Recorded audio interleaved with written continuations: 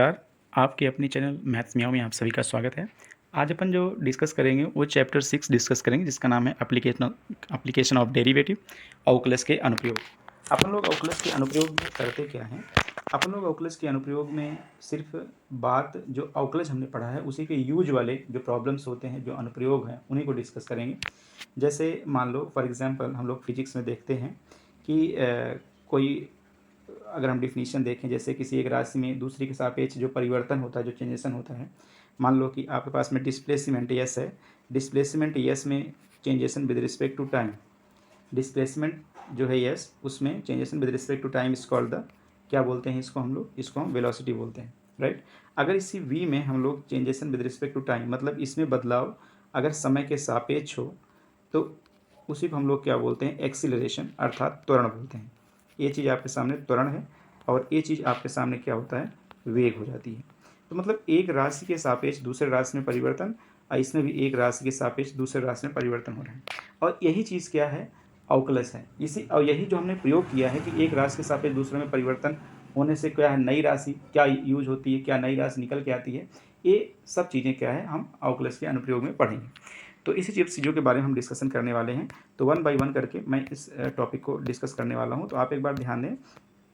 तो यहाँ पर मेरा कहने का मतलब है कि अवकलज का अनुप्रयोग क्या है, एक राशि के सापेक्ष दूसरे में परिवर्तन ज्ञात करना।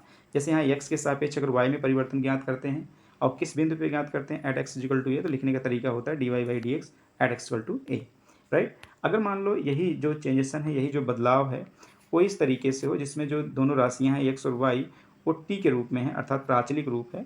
तो d y by d x ज्ञात करने के लिए हमने आपको बताया d y by D t लिख देते हैं और upon d x by D t करके हम सिंपली वैल्यू निकाल लेते हैं। अब इसमें हम क्वेश्चंस करेंगे तो आपको ज़्यादा कुछ समझ में आएगा। इसमें क्या है कि हमें सिर्फ इतना ही समझना है कि एक वेरिएबल के रिस्पेक्ट में दूसरे वेरिएबल में क्या बदलाव हो रहा है, उसी को हमें निकालना है इस पूरे कंप्लीट चैप्टर में। तो जैसे मैं एक क्वेश्चन पिकअप करता हूँ और उसके बाद बताता हूँ आपको। जैसे सामने एक क्वेश्चन आपके सामने दिया गया है। क्वेश्चन है कि वृत्त में त्रिज्या के सापेक्ष क्षेत्रफल में परिवर्तन की दर ज्ञात कीजिए। ये आपके सामने क्वेश्चन है। अब क्वेश्चन देखो ऐसा है कि आपके सामने कोई वृत्त है, जैसे मान लो वृत्त है और इसकी त्रिज्या मान लो स्मॉल आर है ना। तो अपने पास में जब त्रिज्या स्मॉल आर है तो वृत्त की त्रिज्या के सापेक्ष हमें निकालना है किसमें, क्षेत्रफल। क्षेत्रफल किसका, वृत्त का। तो वृत्त का क्षेत्रफल क्या होता है, A is equal to pi R square.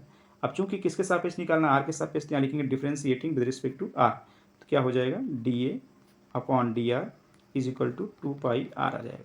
अब जो ये परिवर्तन ज्ञात करना है किस पॉइंट पे निकालना है, उस पॉइंट पे निकालना है जब आर की वैल्यू 6 सेंटीमीटर हो जाएगी। तो हमने क्या यहाँ लिख दिया, डी ए अपॉन डी आर किस पॉइंट पर, जब r is equal to 6 centimetre. तो ये हो जाएगा 2 पाई इंटू 6, इसका मतलब आ गया 12 पाई, है ना, सेंटीमीटर स्क्वायर अपॉन किसके सापेक्ष है, सेंटीमीटर के सापेक्ष। तो सेंटीमीटर स्क्वायर अपॉन सेंटीमीटर। तो इस तरीके से हमने पहला क्वेश्चन कंप्लीट कर लिया। चलो नेक्स्ट क्वेश्चन करते हैं। नेक्स्ट क्वेश्चन आपके सामने दिया गया है। क्वेश्चन पहले पढ़ते हैं फिर उसके बाद करेंगे।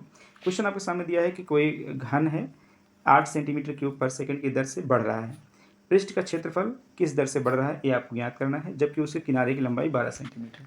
तो कुछ बातें पहले मैं आपको बता दूं इस क्वेश्चन से पहले। देखो घन है, घन आपके सामने दिया गया है, तो घन का वॉल्यूम जो होता है भुजा क्यूब होता है। जैसे मान लो भुजा अगर एक्स है तो एक्स का क्यूब हो जाएगा। और घन का अगर मान लो संपूर्ण पृष्ठीय क्षेत्रफल है, या मान लो सिर्फ क्षेत्रफल ही बोलेगा, या पृष्ठीय क्षेत्रफल ज्ञात कीजिए अर्थात कर्व्ड सरफेस एरिया ज्ञात कीजिए, तो आप वहाँ पर आप सरफेस एरिया ज्ञात कीजिए, तो आपको वहाँ पर लिखना है 6x²। अब कर्व्ड सरफेस एरिया ज्ञात करने के लिए बोले तो 4x² लिखना है। ये तो आपके पास में क्यूब के केस में है। अगर ये क्यूबाइड हो जाए तो क्यूबाइड में वॉल्यूम जो होता है L into b into h होता है। अब टोटल सरफेस एरिया कितना होता है, 2 under the bracket LB plus BH plus HL होता है। और उसके बाद में जो कर्व्ड सरफेस एरिया होता है 2 under the bracket L plus B into H होता है, ठीक है। इसी प्रकार से अगर हम लोग सिलेंडर लेंगे तो सिलेंडर केस में भी आपको कुछ बातें जाननी जरूरी है। अगर मैंने रेडियस मान लो स्मॉल आर ले लिया और हाइट एस ले ली, तो वॉल्यूम जो होगा पाई स्क्वायर एच हो जाएगा।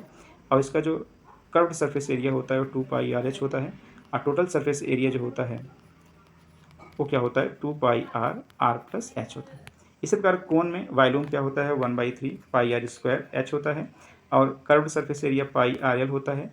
और total surface area pi r r plus l होता है। इन बातों को अपन को जानना है, तभी हम क्वेश्चन को समझ पाएंगे। अब इसमें देखो क्या है कि घन का आयतन, अपन को देखो इसकी यूनिट को पकड़ना है। यूनिट क्या है, वॉल्यूम अपॉन टाइम पे में टाइम के सापेक्ष परिवर्तन हो रहा था। डायरेक्टली जो चीज़ दिया गया उसको लिख लेंगे। हमें क्या दिया है, d v upon D t, मतलब वॉल्यूम में टी के सापेक्ष, इसके यूनिट से देख लो बस, खुद ही मालूम हो जाएगा। कितना दिया है, 8 दिया है। और वॉल्यूम किसका है, घन का है, तो घन का वॉल्यूम हमें मालूम है कि भुजा क्यूब होता है। हमें अगर भुजा अगर एक्स मानी है तो डी बाई टी, तो इसके स्थान पे एक्स क्यूब हो जाएगा इज इक्वल टू 8 हो जाएगा। अब इसका डिफ्रेंसिएशन करेंगे, जब डिफ्रेंसिएशन हमने D by D T X cube किया तो अपने पास में कितना आ गया, 3x square D x by D T आ गया। तो 3x square D x by D T भी आ गया, ठीक है। 3x square D x by D T, जो टी के सापेक्ष कर रहे हैं, एक्स क्या है यहाँ पर, एक्स यहाँ पर क्या है, आश्रित चर है, और टी क्या है, इंडिपेंडेंट वेरिएबल है। तो 3x square D x by D T आ गया। तो अब हमारे पास D B upon D T की वैल्यू क्या दी गई है, 8 दी गई है, तो यहाँ हमने रख दिया और यहाँ पर इसके बराबर हो गया। तो D x by D T की वैल्यू अपने पास निकल के इतनी आ गई। अब मुझे चूंकि ज्ञात क्या करना है, मुझे पृष्ठीय क्षेत्रफल में परिवर्तन की दर ज्ञात करनी है। तो पृष्ठीय क्षेत्रफल किसका, घन का पृष्ठीय क्षेत्रफल। घन का पृष्ठीय क्षेत्रफल का मतलब यह हुआ कि जब भी आपको सरफेस एरिया ज्ञात करें तो वहाँ पर इसका मतलब ये समझ लेना कि वहाँ पर आपको ज्ञात करना है संपूर्ण पृष्ठीय क्षेत्रफल अर्थात 6x स्क्वायर। अब चूंकि परिवर्तन की दर का मतलब, जब दर दे दिया इसका मतलब समय के सापेक्ष आपको ज्ञात करना है। तो D S upon D T कर दो, तो D S upon D T कितना हो जाएगा, 12x और D x upon D T. चूँकि यहाँ पर देखो हमने D x upon D T की वैल्यू ऑलरेडी निकाली हुई है, ला करके यहाँ पर मैं रख दूंगा। रखने के बाद में इसको मैं सॉल्व कर लूँगा। तो सॉल्व करने के बाद देखो मैंने यहाँ पर सॉल्व किया है, रख करके हमने सॉल्व किया। देखो यहाँ पर D S upon D T जब रखा तो D x upon D T की वैल्यू कितनी आई थी, 8/3 स्क्वायर रख दिया, सॉल्व किया। तो D S upon D T कितना आ गया, D S upon D T की जो वैल्यू आ गई वो आ गई 32/x। और अब हमें D S upon D T किस पॉइंट में निकालना है, जब x की वैल्यू कितनी है, 12 सेंटीमीटर। तो हमने x की वैल्यू 12 सेंटीमीटर रख दी, तो कितना आ गया 32/12। तो 4/8 4 3 12, मतलब अपने पास में आ गया 8/3। अब इस ऊपर सरफेस एरिया है, एरिया का मतलब होता है सेंटीमीटर स्क्वायर, और टी मतलब सेकंड, 8/3 सेंटीमीटर स्क्वायर पर सेकंड के हिसाब से परिवर्तन हो रहा है। चलो नेक्स्ट क्वेश्चन अब एक सॉल्व करते हैं।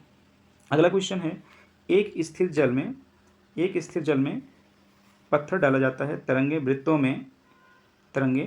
में 5 सेंटीमीटर पर सेकंड की गति से चलती हैं। जब वृत्ताकार तरंग की त्रिज्या 8 सेंटीमीटर हो तो उस क्षण गिरा हुआ क्षेत्रफल किस दर से बढ़ रहा है। हमें क्या है, एक कोई स्थिर जल है, अब मान लो उसमें पत्थर डाल दिया तो तरंगे बहुत सारी निकलती हैं, ऐसे बहुत सारी तरंगे निकलती हैं। तो मान लेते हैं किसी समय टी पर हमारे जो एक तरंग की त्रिज्या है वो कितनी है, स्मॉल आर है, ये हमने सपोज कर लिया, राइट।